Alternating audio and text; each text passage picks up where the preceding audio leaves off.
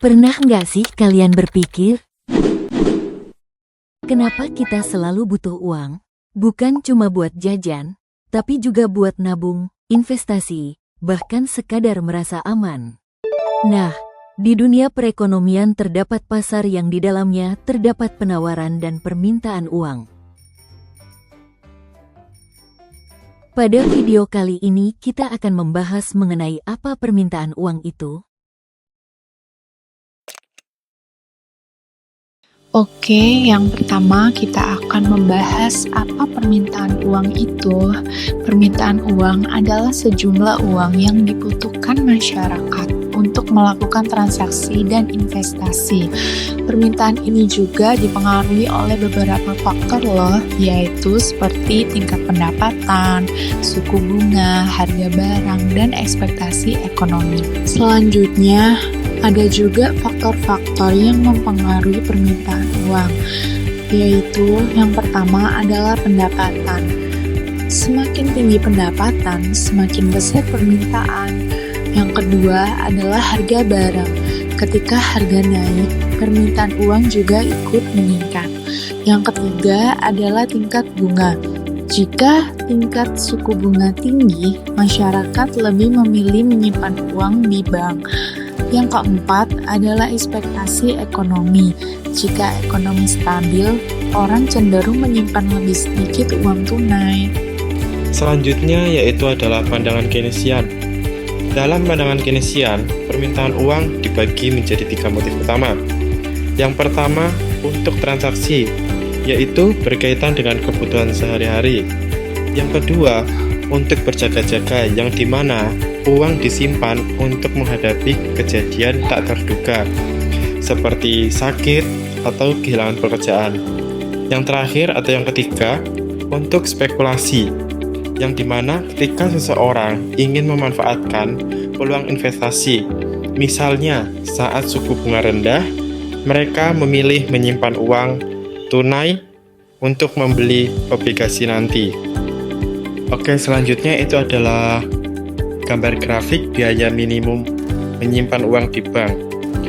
Grafik ini menunjukkan biaya minimum dalam menyimpan uang di bank.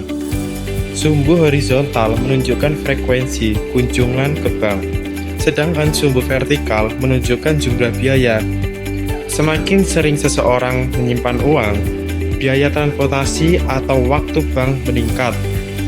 Namun, jika terlalu jarang, biaya kehilangan bunga juga besar. Titik minimum dari kurva total cost menunjukkan frekuensi optimal untuk menyimpan uang. Baik, lanjut. Di sini ada grafik permintaan uang untuk spekulasi, di mana di sini dijelaskan ketika tingkat bunga tinggi di atas F0, permintaan uang untuk spekulasi rendah karena orang lebih memilih berinvestasi. Namun, ketika bunga titik F1 atau lebih rendah, permintaan uang untuk spekulasi meningkat karena orang memperkirakan harga obligasi akan naik. Ini mencerminkan motif menyimpan uang tunai saat bunga rendah. Geser sedikit, di sini ada grafik risiko dan sikap individu dalam spekulasi, di mana grafik ini menjelaskan sumbu horizontal menunjukkan jumlah risiko, sedangkan sumbu vertikal menunjukkan tingkat pengembalian investasi. Kurva U menunjukkan tingkat kepuasan atau utilitas individu. Individu yang berhati-hati cenderung memilih titik kurva di bawah, menghindari risiko tinggi, sedangkan mereka yang suka mengambil risiko akan memilih pada kurva yang lebih tinggi. Titik keseimbangan optimal tergantung pada preferensi risiko masing-masing individu.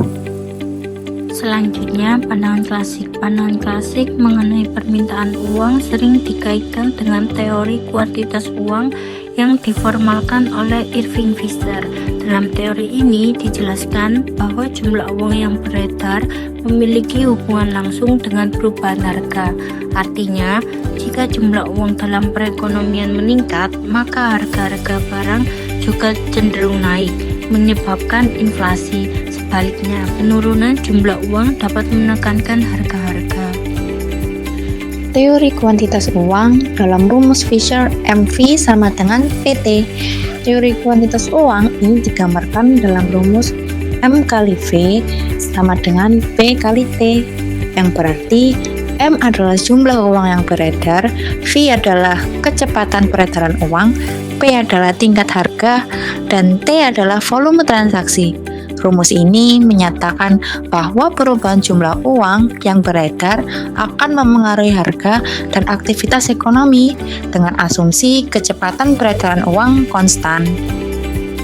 Teori kuantitas uang dalam bentuk permintaan uang MD sama dengan K kurang P kurang Y, di mana MD adalah permintaan uang, K adalah proporsi pendapatan nasional yang diinginkan dalam bentuk kas, dan P adalah tingkat harga, serta Y adalah output nasional.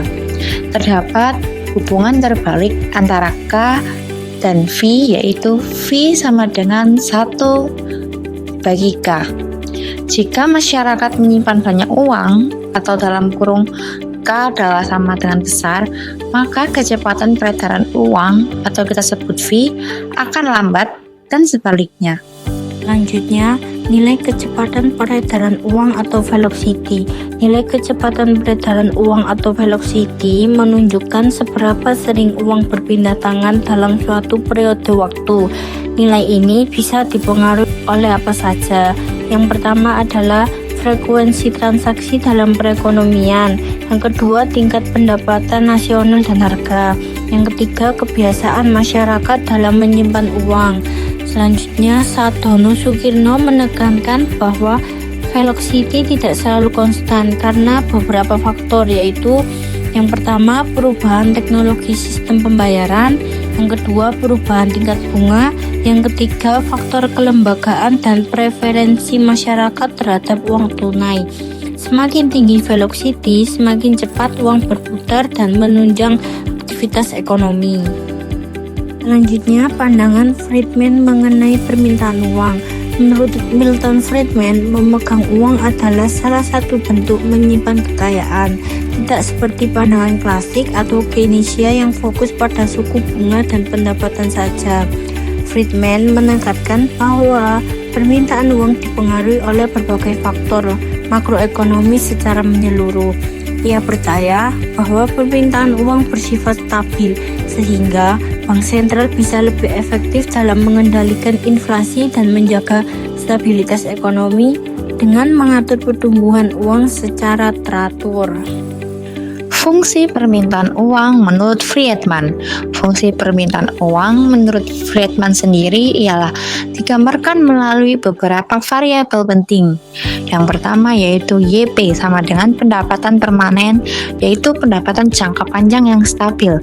LP yaitu tingkat bunga obligasi, RE yaitu tingkat keuntungan saham, RP yaitu tingkat pengembalian uang itu sendiri seperti bunga tabungan. SE yaitu inflasi yang diharapkan, dan ada U atau yang kita sebut sebagai faktor institusional dan preferensi individu. Dengan pendekatan ini, Friedman menunjukkan bahwa keputusan memegang uang adalah keputusan investasi yang kompleks. Pada suatu hari di pasar tradisional, orang-orang menjual dan membeli barang seperti sayur, buah, dan jajanan. Pada minggu ini, total transaksi yang terjadi di pasar adalah 500 barang, dan rata-rata harga setiap barang adalah Rp10.000. Uang di desa itu biasanya berpindah tangan sebanyak 2 kali dalam seminggu. Berapa banyak uang yang dibutuhkan agar semua transaksi di pasar bisa berlangsung dengan lancar? Jadi, untuk menjawab soal tersebut, kita akan menggunakan rumus M kali V sama dengan P kali T. Diketahui, P atau tingkat harga barang 10.000, T atau volume transaksi 500, V atau kecepatan peredaran uang 2. Di sini kita akan mencari M atau jumlah uang yang beredar dengan memasukkannya dalam rumus M kali 2 sama dengan 10.000 kali 500 yaitu 5 juta dibagi 2 yaitu mendapatkan hasil 2.500.000 sebagai jumlah uang yang beredar. Jadi jumlah uang yang beredar ini harus disesuaikan dengan jumlah transaksi dan harga, serta seberapa cepat uang berpindah tangan.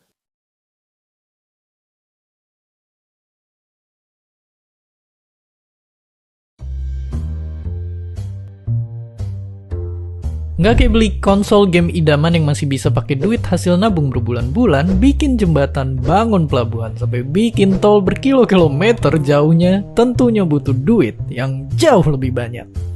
Tapi nyatanya, duit sebanyak itu bisa-bisa aja didapetin suatu negara. Tapi pertanyaannya, dari mana negara dapetin uang kaya yang nggak ada habisnya buat biayain pembangunan?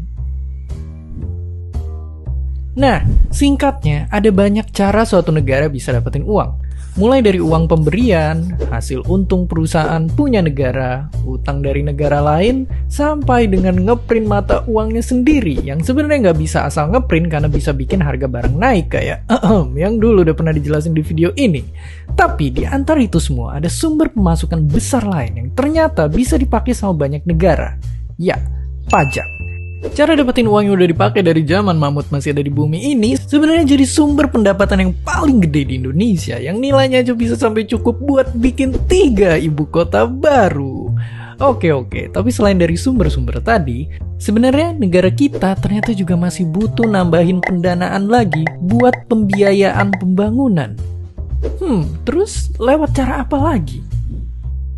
Ternyata ada lagi yang namanya adalah SWF atau Sovereign Wealth Fund. Bahasa gampangnya, dia ini adalah sebuah badan independen yang ibarat kayak bendahara kelas, yang tugasnya adalah ngumpulin dan ngelola uang dari banyak sumber secara profesional. Bisa dibilang badan ini penting banget buat diadain karena lembaga ini bisa jadi alat penarik para investor asing biar mau naruh uangnya di negara kita. Dan nantinya uang patungan investasi dari investor dalam dan luar negeri ini bakal digunain untuk pembangunan negara. Nah, jadi idenya adalah selain pakai uang sendiri, pembangunan di negeri kita juga bakal didorong sama uang investasi negara lain. Dan hasilnya, pertumbuhan ekonomi lokalnya kita diharapin bakal meroket. Ngomong-ngomong soal SWF, negara kita akan segera bikin lembaga SWF-nya sendiri di tahun ini. Namanya adalah Indonesia Investment Authority atau disingkat INA. Dan biar INA makin berkembang, inisiatif ini perlu kita dukung biar pertumbuhan ekonomi kita makin berkembang dan pembangunan infrastruktur makin tersebar merata di seluruh Indonesia. Oke, jadi itulah sumber-sumber dana pembangunan sebuah negara. Sekarang biar kita sama kayak negara, mending kita nabung dan investasiin uang kita juga biar jadi lebih banyak lagi. Dan seperti biasa, terima kasih. Wah, udah gak kerasa nih, sudah sampai di kesimpulan aja kita. Jadi, kesimpulan pada materi kali ini, permintaan uang dipengaruhi oleh pendapatan, suku bunga, harga, dan ekspektasi ekonomi. Menurut pandangan klasik Fisher, permintaan uang dijelaskan melalui teori kuantitas uang, yaitu MP sama dengan PT, di mana jumlah uang beredar berbanding lurus dengan tingkat harga dan volume transaksi.